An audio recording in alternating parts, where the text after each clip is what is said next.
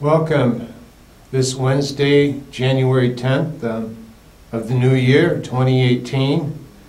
We're really grateful here in Iowa City, Iowa, upper Midwest. We have nice and warm today. We're grateful for the warmth. It's actually over 40 degrees, and we haven't seen 40 degrees for over 2 months. It's been probably 50 days, maybe 60 days since we've, at least 50 days since we've seen 40 degrees. So it feels really good. We're feeling warm, so we have this warm tropical ambiance here with the breath of Mother Earth and the sacred halos of the fog. And the ancestors breathe in this breath as well. And today we're going to be remembering our ancestors a little bit in a very reverent way. Also, we're renewing the beginner's mind. It begins again, to begin again in beginner's mind. And so we've come out of this deep 15-day deep freeze where it was below zero for 15 days straight, and out of that we slowly thawed ourselves towards zero. So when we got at zero, many people were really happy. Yay, it's 1 degree above zero, it's warm. And so we saw it slowly climb up to 8 degrees for a high, and then 9 degrees for a high, and one day it hit 17 degrees. Whoa, way nice now. And then we couldn't believe it. We broke the mythical number of 20 degrees, and then Sunday it was like 27 or so, and then it was like 30 in the afternoon, and then 30 some on Monday, and then 30 some yesterday, Tuesday, and today it's over 40 degrees. And so, hey, we're grateful for the warmth. And this is early January the 10th.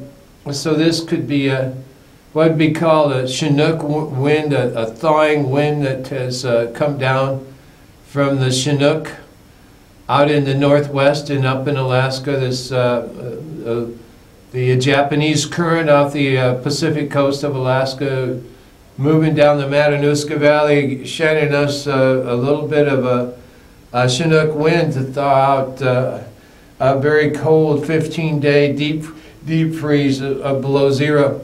And dear friend, when we're below zero, after a while you can really feel it. Your mind starts to slow down and people start to crumble. Not to say people crumble, but I noticed one of the weather people on the local affiliate here, he showed the truth. He just broke down on the air and said, when I walk outside, it's so cold I'm getting angry with that 30-mile-an-hour wind and 10 below zero real temperature, and the chill temperature is 35 degrees below zero, and the skin will freeze in less than 10 minutes. He says, I'm getting angry. And I'm going, man, you're right. You're being honest. We're right in the Arctic vortex epicenter, literally the North Pole. We were some of the coldest temperatures south of the North Pole. I know the Dakotas and some, but we were right in the epicenter of it, right here in this Iowa City, Cedar Rapids area. 23 below, we had a record low. And then the next day we had a record low. The 23 below was like second day of the new year. First day of the new year was 23 below, and the chill temperature was 43 below zero. So we had a good dose of the new year deep freeze for 15 days, literally from Christmas Eve clear through the 5th or 6th of January. So here it is, 40, and it's only going to be for a short while, but I must say in this early intro here, we're very, very, very grateful for the 40 degrees. It just feels like It really does feel like tropical delight. And tomorrow the wind will shift, or the temperatures will shift, and we'll go back into somewhat of a more normal pattern for January, where I think the highs will be around 17 and the lows around 2 or something like that, maybe a little bit below 0. But overall, we're grateful just to make it through that bit. And people's minds turn into mulch. And so this is kind of like a turnaround time where we can reclaim our mind and get our mind clear. So the title of this particular day will be called The Center Holds. And it's basically finding the ground of our being and the gratitude, literally a gratitude. And in that, we look at what's happening in politics and geopolitics, and living in the belly of the beast here in Babylon. And our heads are spinning night and day with all kinds of stuff emanating out of Washington. It's an insanity. It's an asylum, literally. And there's no way you can make any sense out of it. It's totally insane. So I urge people not to get too overdone with the news, which way ever that news is going. Just make sure that make sure you stay tuned, but your daily dose is what you can handle. So what we're saying here is keep your center. The center holds, and find your own ground of being. And find your ground of being. And hopefully this electronic campfire of the air, sitting around together around this electronic campfire of the green fire, will warm you up and help you find your ground of being and center. And find your center in this, find that your center holds. It's a very healthy thing to find the center and see that our center holds. We're really embracing that as our affirmation for the entire year. And let's make this, dear friends, really truly, with some simplicity and with the humbleness that we can come with, make this a good year, both for ourselves, our planet, our friends, our community, our neighbors, our villages, our regions, our bioregions, our ecosystems, which includes all beings, four-legged, two-legged, finned and winged ones, and the creepy crawlers. For all beings, make this, for all sentient beings, make this a good year so we can have a cessation of the suffering that this planet is undergoing through what may be called climate change, call it what you may. But we've seen the signs of it, and it's been pretty intense with this Arctic polar vortex we recently had, a big freeze, a deep freeze, yeah. And the hurricanes that we had, and the fires in California and out west in Oregon, the record fires, along with the flooding from the hurricanes from Texas to Florida to Puerto Rico to Haiti, all up and down the Caribbean and the Gulf of Mexico. For all the people, just know that we're with you, and we send a light of support and positive healing energy. And just if you can, remember people, if you can, and remember to help out where you can. And if you need help, please reach out. It's not a stigma to reach out and say you need help. And also for those who are suffering economic distress or different difficulties, for the least of these, don't be afraid to ask for help if you need food or something. It's no shame. So let's, when you ask for help, you're asking from a deeper place, not for yourself. You're asking from a place of the Spirit. We have if you want to go, Father, Son, Holy Spirit, when you're asking for help for someone, you're asking from the Great Spirit, from the Holy Spirit. And so there's no ego involved. And ask from that place in your heart. And if there isn't that place in your heart, let us dedicate this little bit of meditation to open up a space in your heart, create an environment in your heart where you can ask for help or pray for help for others, or if yourself, even for yourself.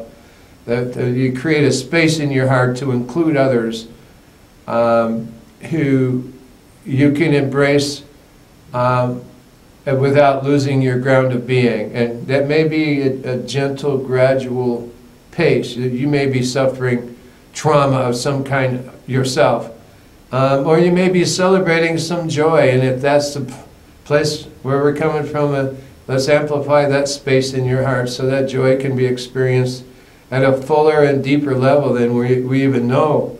So that amplify that grace, space of gratitude and grace in our hearts as well. So we can receive, once we are grateful, we can receive more. And the whole thing is sharing for the least of these, and for all environments and all ecosystems and all biota and all spaces, macrocosms and microcosms, clear on out to the void. And that's way beyond the seventh heaven. We're talking way out there. And if we say gratitude, then we can say for the seventh generation yet to come, not just for ourselves. With that as an intro, and the center holds is imagine, we have the flowers here, imagine lighting a candle. And it could be a night candle for a night vigil.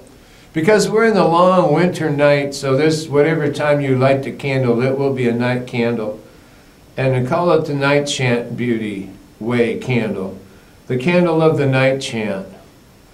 And we begin with beauty before me, beauty behind me, beauty above me, beauty below me, beauty beside me, beauty beside me. Ah, beauty, beauty beside me, beauty all around me, all around me, beauty all around me, beauty before me, beauty behind me, beauty above me, beauty below me, beauty beside me, beauty beside me, beauty surrounding me, beauty surrounding me, beauty surrounding me in all the colored rays of the rainbow, beauty surrounding me, beauty all around me, beauty all around me. Now I walk in beauty.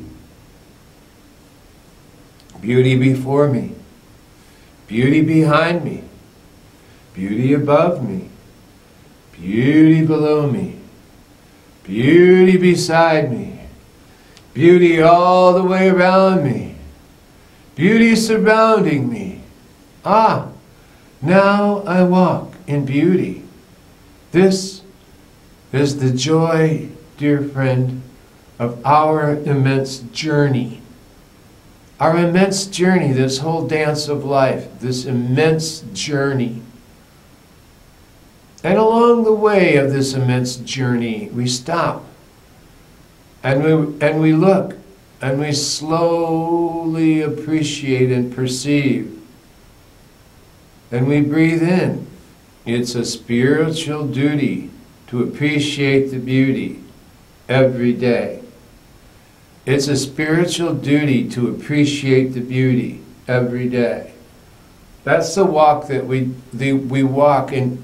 We walk into new ions and new photons and new eidetics, a new serotonin. Yeah, serotonin is pretty good for our vitamin C. It gives us energy. Serotonin.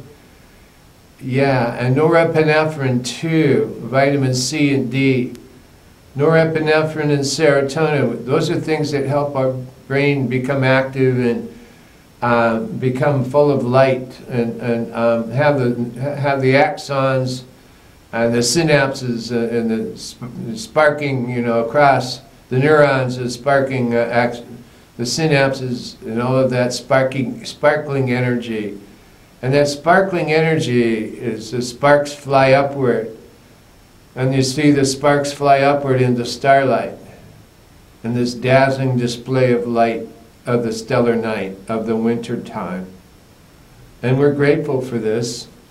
And for many things that we can't name, the unnameable, the unknowable, that daily breathes itself into us with a little ease, when we have some grace and gratitude about our space and our time. And at this time, it's really important to go slow. It's really important to become introspective and go slow and appreciate the slowness of things. Yeah, we're kind of like sloths in the winter. Our biorhythms are really low, slow. And we're like bears. We're kind of hibernate, even though we're awake. We're in the awake dream. We're in the asleep dream of winter. We're in the hibernia of winter, in the awake dream. So in a little way, we're like bears hibernating, because our biorhythms are mammalian as well. And that affects our neocortex, and it affects our limbic and our mammalian brain. And our limbic cells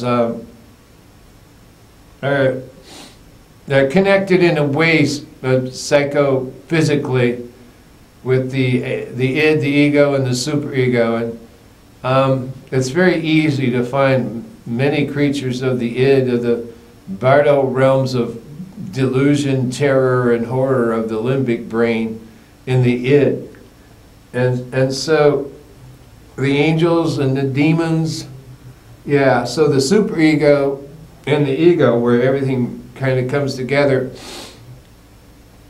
And then we find the illusion of the ego of command and control. You could have another name for the ego, is called command and control, the illusion of command and control. Maybe you could call it with when you have behavior modification and you conditioned and unconditioned response, Pavlov's test with the dogs that salivate, get dogs that salivate. Well, that's conditioned response and unconditioned response, like trained dogs. That's like when you become like a trained dog with this conditioned and unconditioned response, which capitalism is known for on a daily basis, getting people trained for certain behaviors that they don't want to do themselves. And that is the trained dog that's a form of monkey mind. So when they say that we're evolved from monkeys, that's capitalism speaking through anthropology for the trained monkey mind that they want from Monday to Friday to be as wage slaves. Good behavior modification and training to become a wage slave, not to put anyone down, because a job is a job and we respect everyone. And not only respect and honor anyone who's working. The working class are heroes, and there's something to be.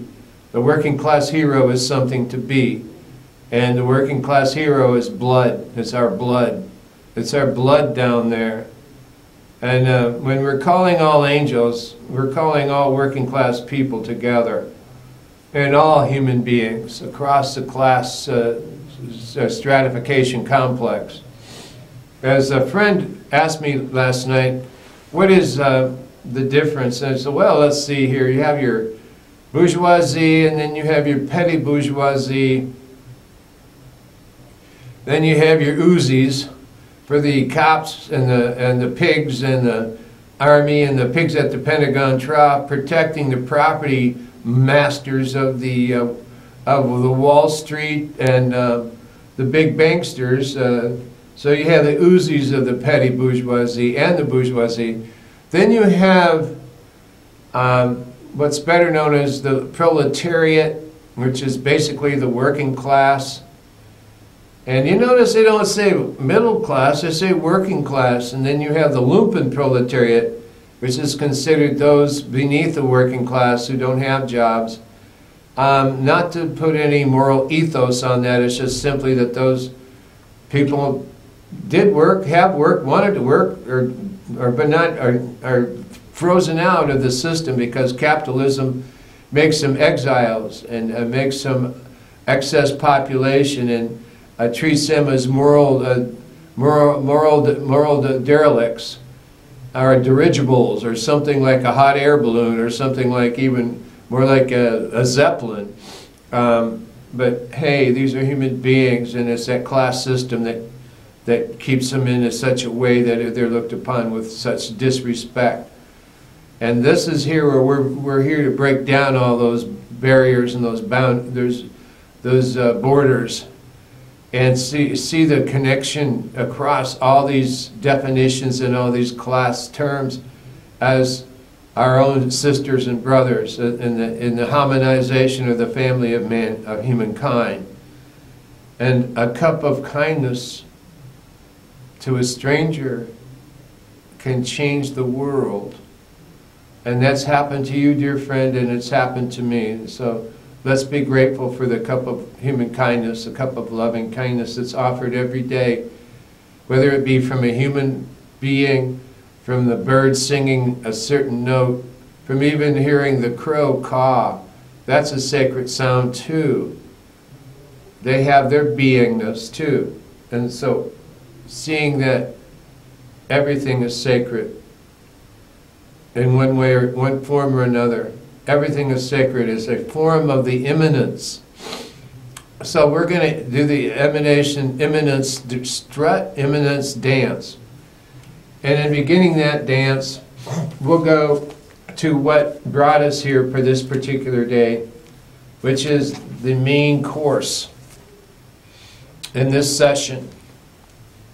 And the main course came out of an hour dialogue I had with a person who is a psychotherapy friend, who has insights that we share back and forth, and we look for the balance of things.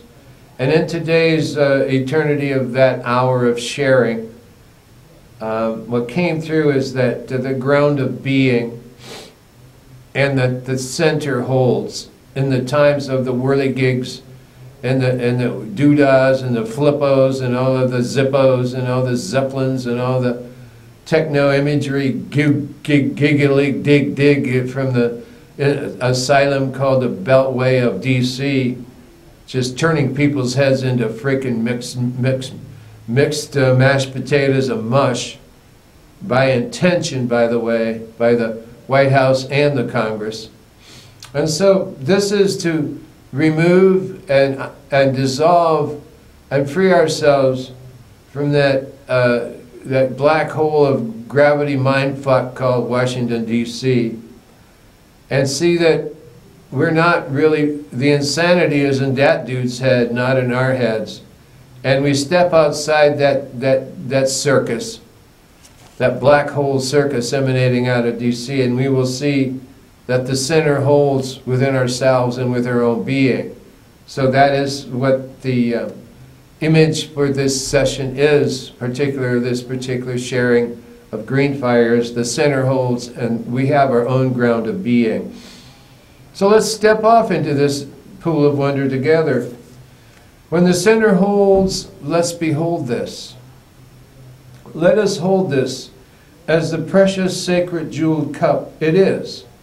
It's a gift, a grace bestowed upon us through no merit of our own. We didn't have to earn it. It's a gift given to us simply as our human birthright. Plenty enough to be of gratitude. Plenty enough to be of gratitude.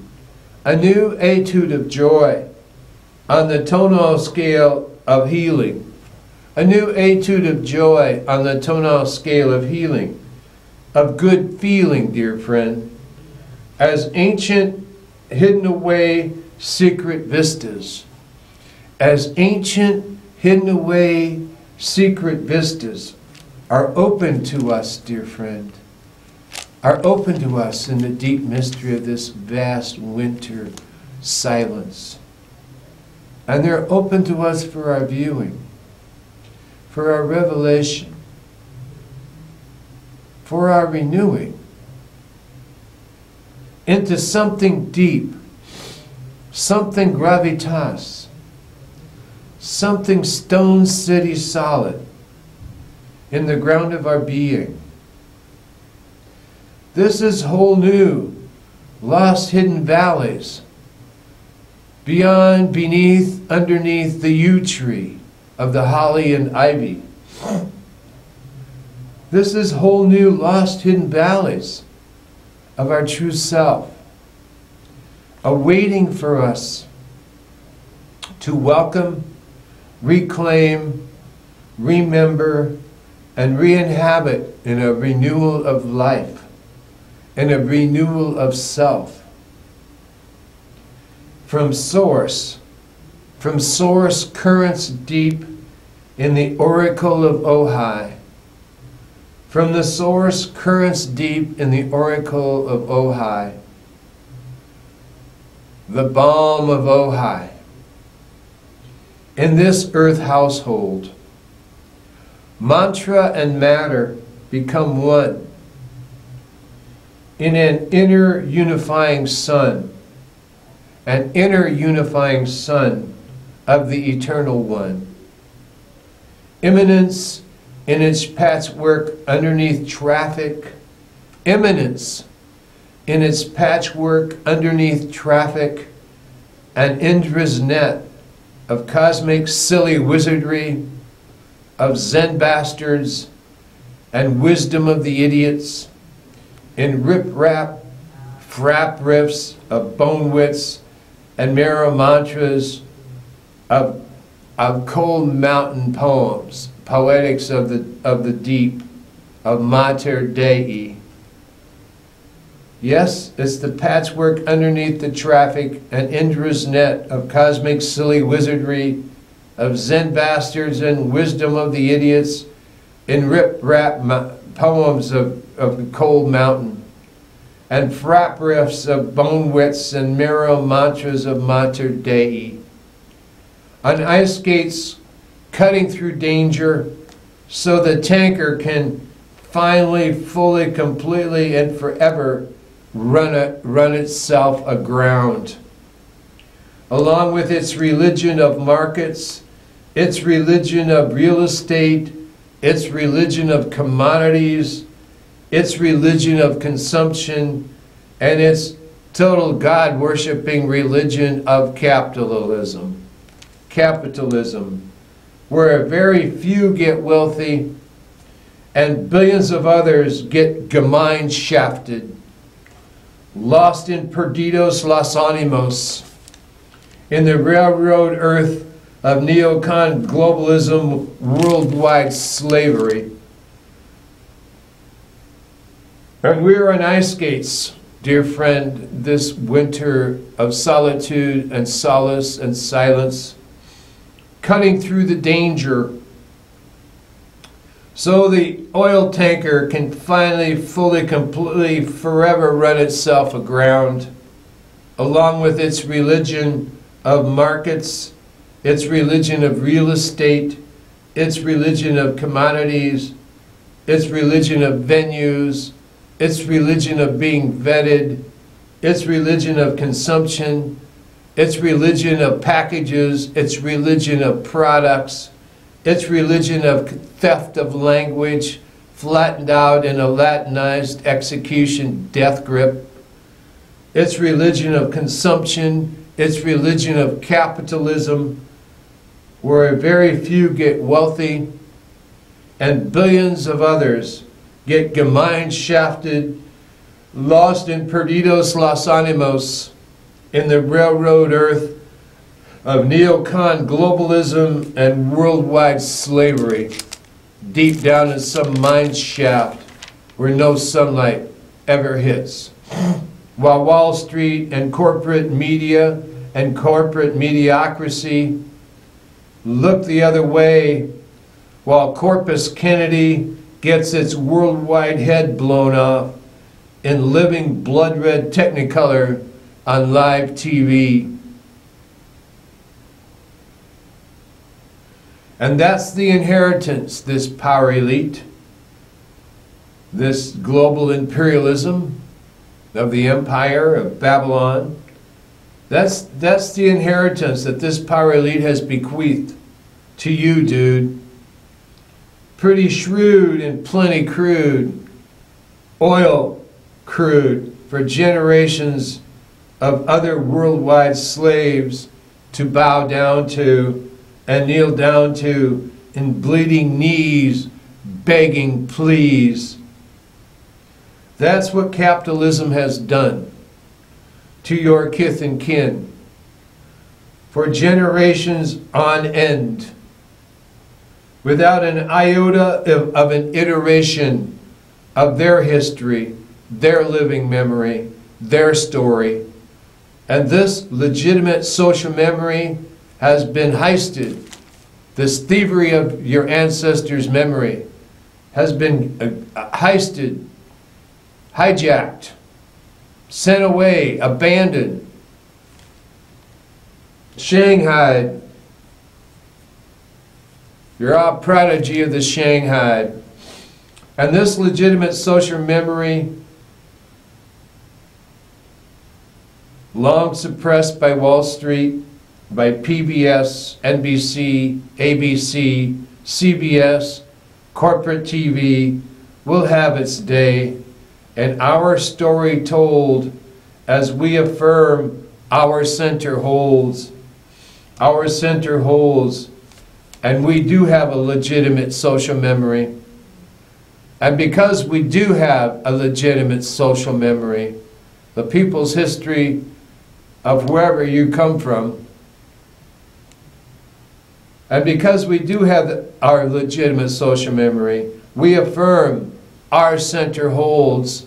It is not a crater of a bombed out American psyche of Wall Street, bombed out by B-52s in Vietnam and ever since, and before in World War I, World War II, and before that on the battlefields of Antietam and Gettysburg. And we affirm our center holds out of the slimy, moldy stranglehold of the corporate storekeeper, minesweeper of minds. That's minds like your mind, the minesweeper of minds, M-I-N-D-S.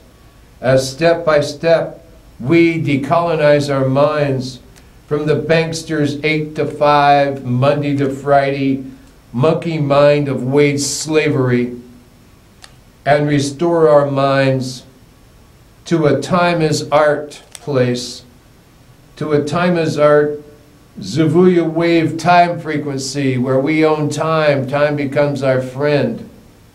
And a Zavuya wave time frequency, where a planet art network comes up to greet us in a synchronicity time wave band.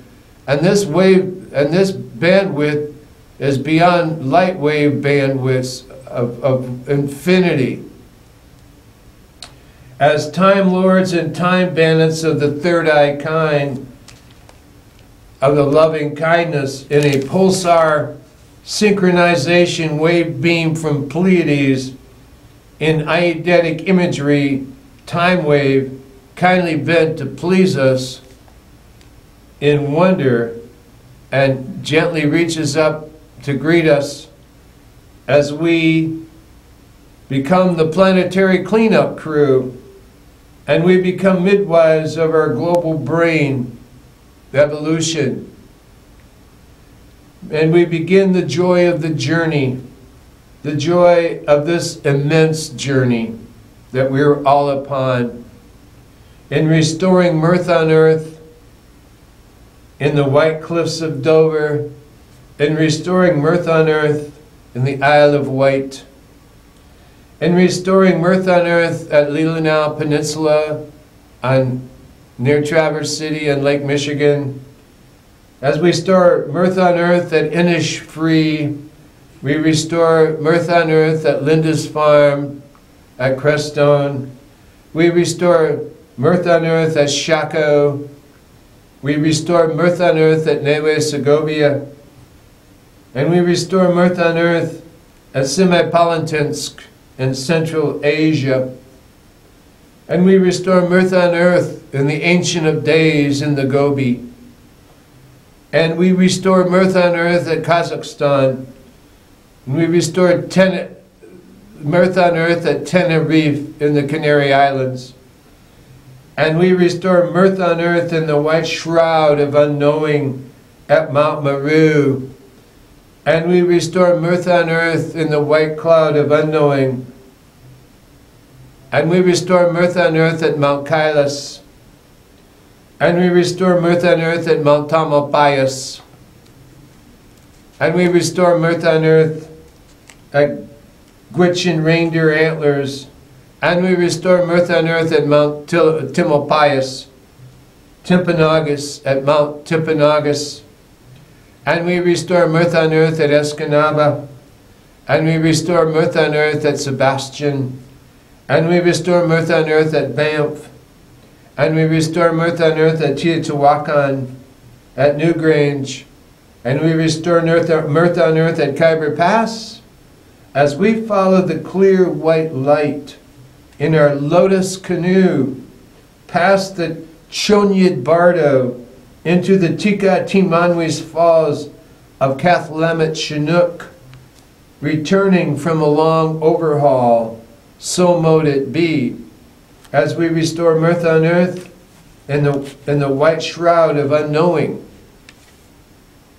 And as we, the planetary cleanup crew, become midwives of our global brain in restoring mirth on earth in the white cliffs of Dover, we restore a beginner's mind, a tabula rasa, a new beginner's mind to begin again. And in that, it goes into our head. And we'll return to this just in a little bit here. And as we move into a little bit of a cloud shift, of a drift here. And we're living literally just south of the driftless in the bioregional vision of things. The driftless is a bioregion which is bisected by the upper Mississippi watershed. On one side is Wisconsin and Illinois, and on the other side, on the west side of the Mississippi, lay Minnesota and Iowa. And from Dubuque, Iowa, north, up into Minnesota, Monona, and Wisconsin, up that way, up near Viroqua and the Baraboo, or the mountains up there, the Baraboo Mountains of western Wisconsin, southwest Wisconsin. So if you look at the quadrants, the four corners, you call it the four corners in their own way, and their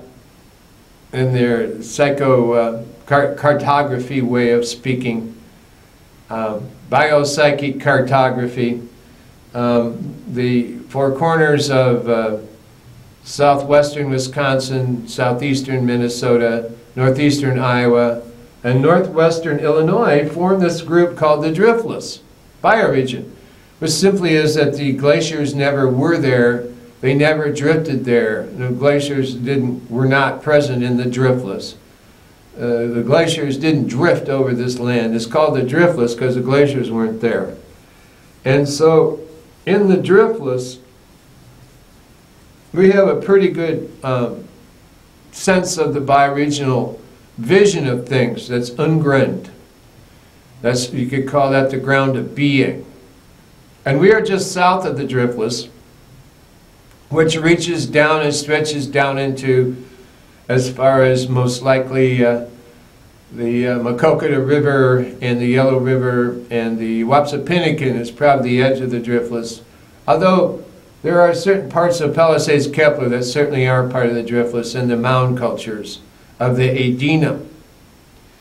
Well, in that sense, we have actually a bioregional grounding of our being through such gravitas of such dimensional shift as a perception of the driftless in our own being. We're members of the bioregion called the Driftless. Re-inhabitory time is taking us into that awareness more and more. As you travel up the Old River Road on the Mississippi River, you will find the Forest Service and the DNRs of both Iowa and different states have actually got road signs now speaking of the Driftless. Driftless this, Driftless Highway this. The Driftless is now the official terminology of the cartography of the land. And once that language is part of the mapping of the cartography, that is biopsychic cartography. That's a first shift in planetary awareness. Very subtle shift, but when we have a sign such as the Driftless as part of our regular highway Grand Atlas AAA signage of naming of places and mountains and highways and such official terminology, then there's a subtle psychic shift of the awareness of the being here. Because this has a subtle sense of a shift into interbeing, where we're part of a larger circle of life here, which is embraced by, with, and through our re-inhabiting what is known as our bioregion, which is we call the Driftless. So the Driftless has entered our minds literally as a highway road map. But this is a road map with complete instructions in how to re-inhabit the place. We were just beginning this awareness. This is called planetary awareness, and we're very grateful for this subtle shift of our awareness as being members of the Driftless, even in our highway signage. So mote it be. So this is a great celebration right here within the Inland Sea nation, which is the upper Midwest. And so, like the corpus cavernosa of the left and right brain of a bicameral mind, which is the Rainbow Bridge, the upper Mississippi is the Rainbow Bridge to two land bridges, land masses, which are encompassed by the Driftless of the four corners of southeast Minnesota, southwest Wisconsin, northwest Illinois, and northeast Iowa. And so we have the four corners of the upper Mississippi watershed designed and deified in such a way as to use sacred language of the bioregional mind to give us the real roadmap. And this is the roadmap, and the complete instructions is how we learn to re-inhabit that which we were walking across but never knew. We are re-inhabiting a whole new planetary mind, dear friends. And in that inhabitory mind, we have a circle city that's probably 30 to 45 million people now. It goes across all the way across the Driftless to Chicago, and then up through Milwaukee and halfway up through the state of Wisconsin, and then across Wisconsin over to the Twin Cities and a little bit north of there and a little bit west of there, and then south down through Minnesota and then through Iowa, including the circle cities of Cedar Rapids, Waterloo, Dubuque, all of eastern Iowa. And the circle city then returns back across Illinois in the upper half of Illinois, so that it's a population of about 30 million people. So 30 million people, maybe by now, Chicago is really actually more than 6 million. It's more like 10 million people, could be as many as 12 million people. And Milwaukee is at least 3 million. So that's 15, and then so really it's actually more like 40 to 45 million. It's called Crystal City. called Circle City, and that's the megalopolis of the Driftless. The megalopolis of the Driftless is called Circle City, and these are literally off planet. If you look at it, could be seen as a Milky Way in itself. A spiral Milky Way could be the upper Mississippi Circle City, spiraling in, through, up, above, and below to the epicenter, which would be near Viroqua, Wisconsin. Another galactic center would be seen as the backbone of northern Iowa. The backbone has an epicenter there that is profoundly deep in a craton consciousness of the Paleolithic and before. And we can trace our ancestors very easily by breathing through the Paleolithic and the Neolithic, clear back, right on through to the backbone in northern Iowa near Strawberry Point.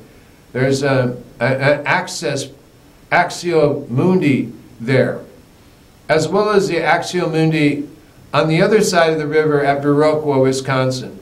So you have, and then the double foci loci of the Rainbow Bridge, literally of the Mississippi River itself, being the Rainbow Bridge, in a biopsychic cartography consciousness of the upper Midwest. So it very easily fits into what could be called the global brain as it unfolds into the convolutions of the Mississippi and all its undulating little estuaries and islands and so forth. You can very easily see that as a mapping of the convolutions of the global brain as a very much a microcosm. And a really wonderful artist, Margaret Whiting, has literally mapped that global brain as part of the upper Midwest consciousness using the Mississippi River as the convolutions of the global brain, of the human brain. And so person, plant, planet, planetary awareness, planetary consciousness. This is what the bioregional awareness, bioregional consciousness is activating in our own understanding at the ground level of our being. So this is the new science, if we want to call it that. It's a human-centered science, using ourselves as well as all beings on the circle of the council of all beings, which is another bioregional awareness. So this, that begins to begin again with this understanding at this new year of lighting a candle and the center holds. And this literally is a transmission. The transmission comes through us but does not belong to us. This is a galactic, planetary, person, planet transmission, and it comes through us but does not belong to us. That is from the higher nature of being, of our own being. And that's part of the, what if the pearly moon,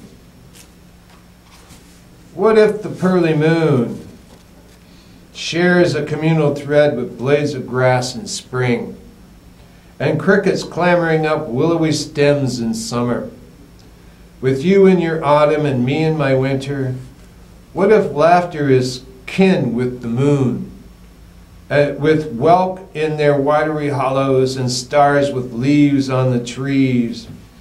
What if an essence weaves itself so completely within and between every stripe and color, penetrating the collective of things so seamlessly that we are rendered breathless and blind to see it?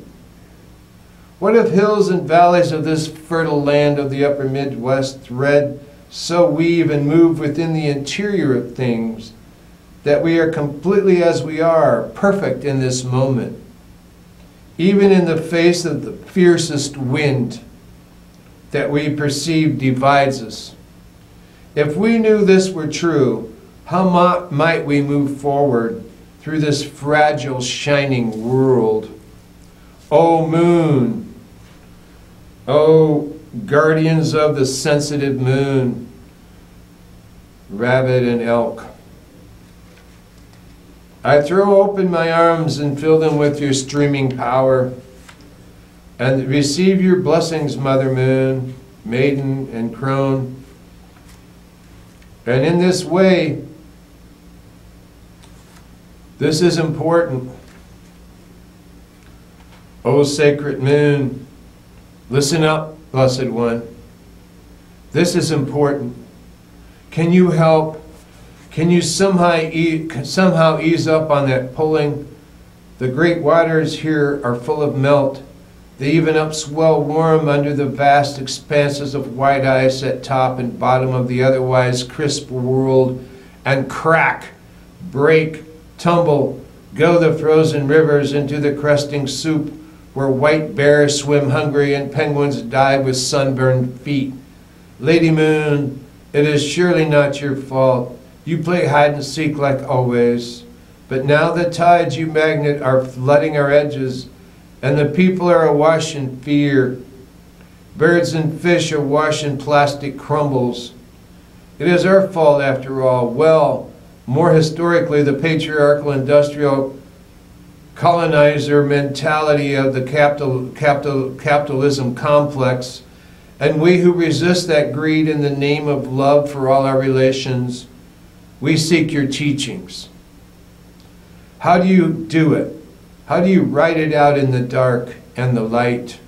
Keep your cool, return again and again, mistress of certain change.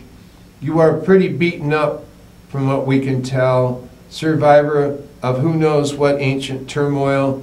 Your soft light persists and slow bounces to us, percolates through the night shadow, time and again and again. Surely we can learn from your ways of ebb and flow as we enter this long epoch of earth wane, of winter time. Keep us in your moonwise orbit, please. That is listening for light on the path of light. This night, new moon, grinny moon, smiles at me from the mirror of lake, glides across ripples, creates a slender path that crosses water. On the unhappy shore of another time, weighed by sorrow, I walked next to a different lake. The soft sounds of night soothed my soul. Lapping water, cricket song, and frog, knee-deep, knee-deep, knee-deep. New moon laid down a slender path of light across the water, sparkling with promise, beckoning, come, follow. Deep inside I felt all that was unfinished, possible and true, another way for life to be. I am coming, I promised myself, to the slender smile of moon and lake, and, so saying, stepped out onto the path of wonder, mystery. Once again, she reminds me, smiles assurance from on high. Are you walking the path? I walk it, is my answer. Finding that place of wonder from inside my heart and smiling, I walk it. Ah, illumination. And as we walk the path of light, make sure that it's the path with a heart. And all we do when we walk this path of light is ask, does this path have a heart? And if this path has a heart, that's all we need to know. We don't need to know yes or no or any of the other stuff. Does this path have a heart? We ask that of ourselves and answer that ourselves. Does this path have a heart? And in the earth religions and in earth cosmologies, as well as in earth mythologies, the Lady of the Lake is quintessentially the center of many earth creation stories. And it's really essential that we restore the lady to the lake in all of our creation stories. And if you haven't heard any stories of the Lady of the Lake, make some up. Be around little kids. Have them tell you a story of the Lady of the Lake. But make sure that we begin to walk the path of light by restoring the lady to the lake. Now, if you want to know, the Lady of the Lake comes from the Round Table of Guinevere and King Arthur and Sir Lancelot and Galahad and Parsifal, and all the knights of the Round Table. The Lady of the Lake is also totally deeply related to Merlin. Merlin, who is the sacred priest, the seer of the Round Table of Arthurian legend and myth. And so we have the Lady of the Lake in the tales of the Round Table. And we need to restore those into our times now, to re-inhabit those stories of the Lady of the Lake. And this is an invitation. You're free to restore the Lady of the Lake. And however way do you see that myth coming out? And it comes out in different ways to different people. You call that different facets of the jewel, different fractals. You can call it what you want in different ways of physics. But it has a spiral, having a Fibonacci curve to it, which is the spiral of life, which you'll see in a sunflower or a honeybee comb, a honeycomb of the honeybee. There's a natural spiral of light that goes around. And inside of that motif, within of things, you will find the Lady of the Lake. And she appears and disappears, much like the moon, the new moon and the full moon. And so, in that sense, what we do is revisit the original ground of being, which is the center holds, so that second time it goes in our hearts, right? So we're going to do a quick Billy here. So this one will go really swiftly, deeply, without editing from our head. No mental editing here. When the center holds, let's behold this. Let us hold this as the precious, sacred, jeweled cup it is. It's a gift, a grace bestowed upon us through no merit of our own. We didn't have to earn it. It's a gift given to us, plenty enough to be of gratitude, a new etude of joy. A new etude of joy on the tonal scale of healing, of good feeling. As ancient, hidden away, secret vistas are open to us for our reviewing, for our revelation, for our renewing into something deep, something gravitas, something stone city solid in the ground of our being. This is whole new lost hidden valleys of our true self, awaiting for us to welcome, reclaim, remember, re-inhabit a renewal of self. From source currents deep in the oracle of Ojai, in this earth household, mantra and matter, become one. I am an inner unifying son of the eternal one, immanence in its patchwork underneath traffic as Indra's net of cosmic silly wizardry, of Zen bastards and wisdom of the idiots, in rip-rap, frap rips of bone wits and marrow mantras of Mater Dei, on ice skates cutting through dangers so the tanker can finally, fully, completely, and forever run aground. Along with its religion of markets, real estate, commodities, consumption, and capitalism, where very few get wealthy and billions of others get mine shafted into lost in the Perdidos, Los Animos, and the railroad earth of neocon globalism, worldwide slavery. While Wall Street and corporate mediocrity look the other way, while Corpus Kennedy gets his worldwide head blown up in living blood red color on live TV. And that's the inheritance this power elite wants you to have.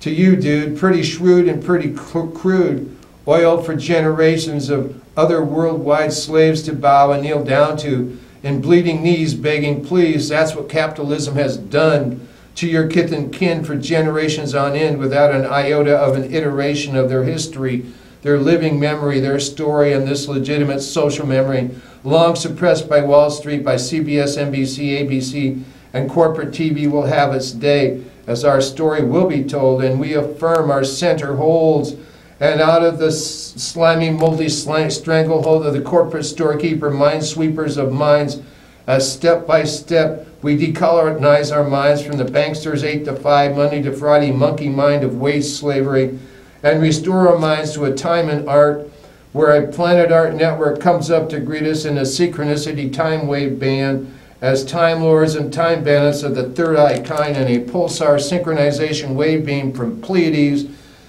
in eidetic imagery comes up to kindly bent to please us in wonder as we, the planetary cleanup crew, become midwives of our global brain and begin the joy of the journey in restoring mirth on earth in the White Cliffs of Dover, in the Isle of Wight, at Innisfree, at Shaco, and unknowing, at the Cloud of Unknowing, at Mount Kailas, and many, many places, at Escanaba, at Banff, at Newgrange, at Khyber Pass, as we follow the clear white light in our lotus canoe past the Chonyad Bardo and Tikatimanwis Falls of Kathlemet Chinook, returning from a long overhaul. Merry be, and so mote it be. The center holds. Peace, dear friends.